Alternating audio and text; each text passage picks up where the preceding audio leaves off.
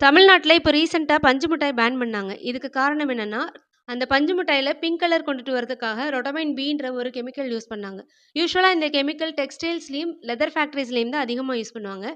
இந்த மாரி டெக்ஸ்டைல்ஸ்லயும், leather ஃபேக்டரிஸ்லயும் use பண்ணக்கூடிய ஒரு டைய நம்மளோட சாப்பாட்டுல சேர்க்கும் பொழுது, இது நமக்கு ரொம்பவே ஹார்ம்ஃபுல்லா இருக்கும். எந்த அளவுக்கு ஹார்ம்ஃபுல்னா, நம்ம உடம்புல கேன்சர் கொண்டுட்டு வரக்கூடிய அளவுக்கு இது ரொம்பவே ஹார்ம்ஃபுல்லான ஒரு டை.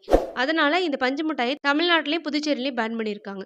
மறுபடியும் இதே மாதிரியான ஒரு சம்பவம் கர்நாடகால நடந்திருக்கு. கர்நாடகால ஒரு குட்டி பையன் லிக்விட் நைட்ரஜன்ல டிப் பண்ண ஒரு பிஸ்கட்ட சாப்ட்டுருக்கான். இது அந்த பையனோட உயிருக்கே ஆபத்தா அமைஞ்சிருக்கு. லிக்விட் நைட்ரஜன்றது நைட்ரஜனோட லிக்விட் ஃபார்ம். இது -196 டிகிரி செல்சியஸ்ல தான் லிக்விடா இருக்கும். இதுக்கு நிறம், மணம், சுவைன்னு எதுவுமே கிடையாது. அப்படி இருக்கும் பொழுது இதையே விரும்பி சாப்பிட்டாங்க அப்படின்னா, இந்த லிக்விட் ஃபார்ம்ல இருக்கக்கூடிய நைட்ரஜன் சீக்கிரமே ஆவியாகக்கூடிய தன்மை கொண்டது. லிக்விட் ஃபார்ம்ல இருக்கக்கூடிய நைட்ரஜன் ஆவியாகும் பொழுது, ஒயிட் கலர்ல ஒரு புகையை ஏற்படுத்தும். இந்த புகை பார்க்கறதுக்கே ரொம்ப அட்ராக்டிவா இருக்கும்.